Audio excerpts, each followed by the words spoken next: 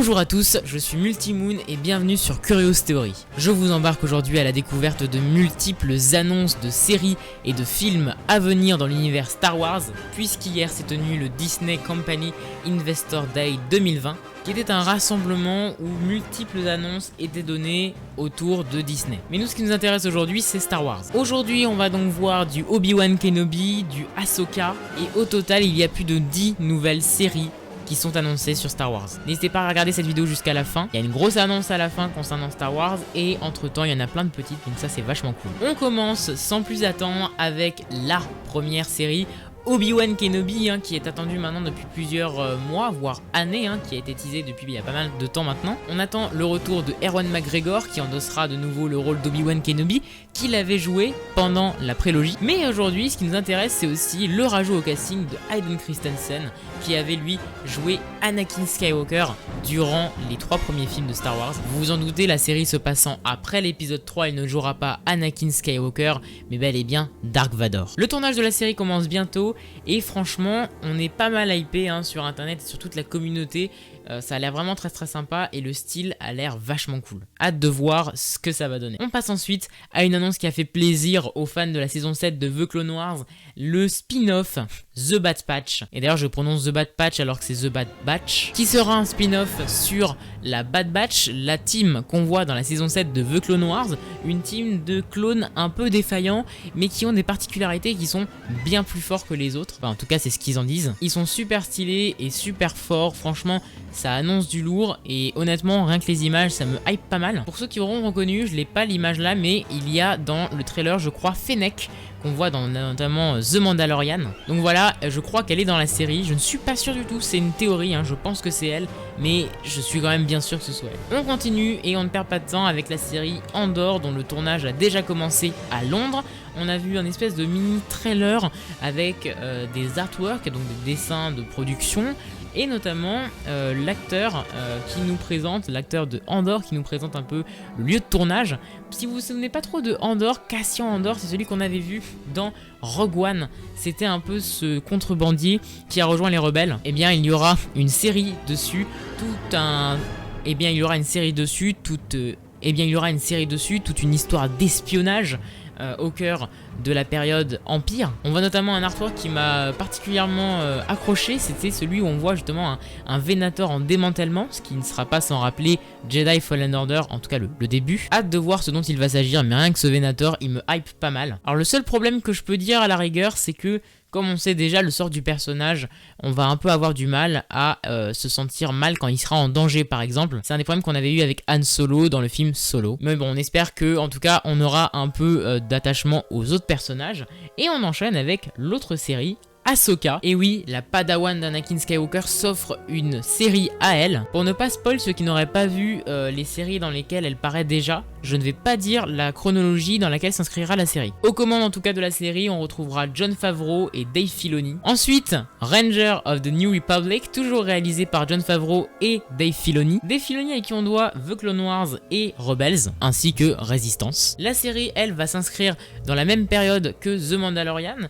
Et le titre me rappelle un petit peu quand même ces soldats que l'on avait vus de la Nouvelle République dans The Mandalorian. Honnêtement, je les avais bien aimés et je pense que le titre en tout cas me fait pas mal penser à ça. Je vois pas trop qu'est-ce que ça pourrait être d'autre. D'ailleurs, quelque chose qui n'a rien à voir, mais pour ceux qui jouent à Battlefront 2, vous aurez reconnu que l'arme qu'il porte dans ses mains sur cette photo, c'est un A280. Alors je sais pas si c'est un A280C ou un A280 classique, mais en tout cas, c'est un A280. Et passons à l'autre actu. L'autre série, c'est Lando.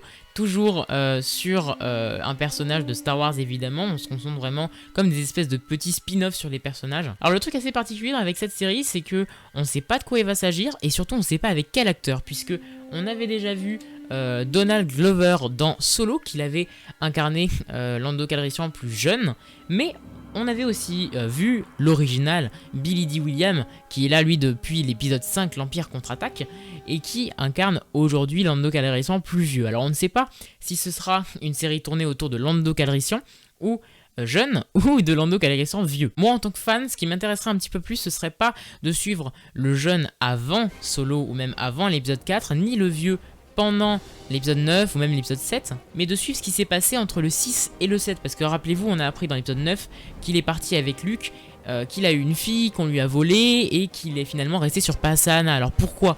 Et c'est là qu'il y a une histoire à développer, donc moi j'aimerais bien et j'espère même que la série se passera dans cette période parce qu'il y a vachement, il y a pas mal de choses à dire et ça pourrait même éclairer l'épisode 9. Allez, on passe à l'autre série, The Acolyte, qui fait...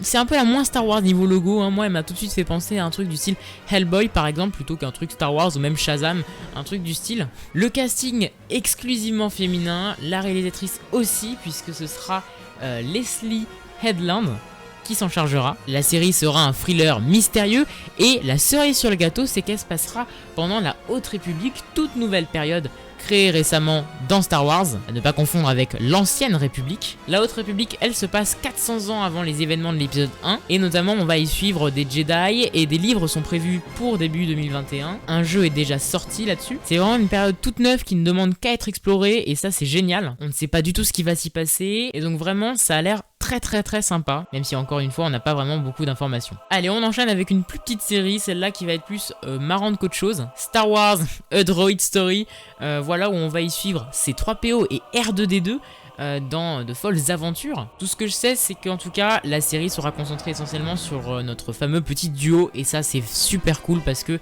ils collent bien ensemble et c'est un des meilleurs duos de Star Wars. Hâte de voir ça, surtout qu'il y a un petit peu d'humour souvent avec C3PO et R2, donc j'ai vraiment hâte de voir ça. Un truc qui me hype un peu moins mais qui a l'air vraiment très sympa, c'est Star Wars Vision. Alors c'est toute une petite série de courts-métrages faite par les meilleurs réalisateurs japonais, certainement d'animé. Ce sera un mélange de samouraï et de Star Wars bien sûr, ce qui rappelle un petit peu le retour aux sources de Star Wars, puisque je vous rappelle que c'est principalement axé samouraï, western, tout ça. Star Wars c'est vraiment un espèce de mélange, et notamment le côté samouraï on le retrouve dans le design de Dark Vador. Donc moi ça me fait un peu rire que voilà on soit sur des réalisateurs japonais, puisque du coup on revient un peu aux sources d'une certaine manière. Après voilà, ce style un peu peinture du logo, je sais pas du tout ce que ça peut nous présager, mais en tout cas ça a l'air vachement cool, même si ça me hype personnellement un peu moins. Allez, petite annonce assez sympathique avant de passer à la grosse annonce, c'est tout simplement The Mandalorian qui s'offre une date de sortie pour la saison 3. Oui, je sais, la saison 2 n'est même pas terminée, même s'il reste plus que 2 épisodes. En tout cas, ce qu'on sait, c'est que la saison 3 n'a pas encore commencé à être tournée, puisque ce sera en début 2021. Et ce qu'on sait également, c'est que la sortie sera prévue pour le 25 décembre 2021. Ce qui est un peu frustrant, on va pas se le cacher. Je sais pas si c'est à cause de ce qui se passe en ce moment dans le monde, ou si c'est parce que Lucasfilm va pas mal nous refourguer des séries cette année prochaine de Star Wars, que c'est décalé. Je ne sais pas du tout pourquoi, mais en tout cas c'est un peu frustrant que ça arrive seulement le 25. Mais écoutez, pourquoi pas, ça donne encore plus de hype, j'ai envie de dire. J'ai vraiment hâte de voir ça. Et enfin, la grosse annonce, c'est tout simplement le film Star Wars Rogue Squadrons. Voilà, enfin un film, parce que c'est vrai que ça faisait beaucoup de séries sur Disney+, et au bout d'un moment on pouvait se poser la question, est-ce que Star Wars se tourne maintenant vers Disney+? Et ben pas totalement, parce que déjà on ne sait pas si le film de Taika Waititi se développe, si le film de Rian Johnson est annulé ou pas. En tout cas, ce qu'on sait, c'est que Rogue Squadrons est officialisé et qui va sortir au cinéma en 2023. Le film sera réalisé par Patty Jenkins, et vous l'aurez deviné, le film est axé sur le pilotage. Pour ceux qui ont aimé Squadrons ou Resistance, il sera principalement axé là-dessus. Franchement, ça me hype de fou parce qu'on s'éloigne enfin de la saga Skywalker, et en plus on découvre un autre truc totalement différent, le pilotage, qu'on n'avait pas vraiment vu dans les films Star Wars. Je veux dire, on s'était pas non plus focalisé là-dessus, et quand on a vu ce dont est capable Squadrons, ça a l'air vraiment trop bien. D'ailleurs, pour ceux qui seraient en droit de se demander, j'ai joué à Squadrons sur ma chaîne Twitch, les liens sont dans la description. On a d'ailleurs vu un petit teaser de ce prochain film. Alors pas d'image du film, je vous rassure, mais la réalisatrice, qui, j'ai trouvé le trailer assez créatif, assez marrant, un peu, oui, c'est un peu simple, mais plutôt sympa je trouve, où on voit la réalisatrice s'habiller en tant que pilote. Et s'ils nous annoncent qu'un seul film, c'est qu'ils doivent prendre le temps de le faire, et ça c'est la bonne marche à suivre, parce que bon, on sait tous que faire un film tous les 2 ans de Star Wars, ce n'est pas forcément une bonne idée. Donc là on prend enfin le temps, et ça c'est cool. C'est vrai que ça fait beaucoup de choses à digérer de Star Wars. Là il y a beaucoup de trucs qui vont arriver, que ce soit sous forme d'animé ou carrément de live action, un nouveau film, mais en tout cas c'est vachement cool toutes ces annonces. Reste à voir ce qui se passera ensuite. Si vous n'avez pas encore vu les autres vidéos de la chaîne, nous vous y invitons fortement. N'hésitez pas à mettre un petit like, à vous abonner et surtout à partager cette chaîne. On se retrouve très prochainement dans cette galaxie lointaine, très lointaine.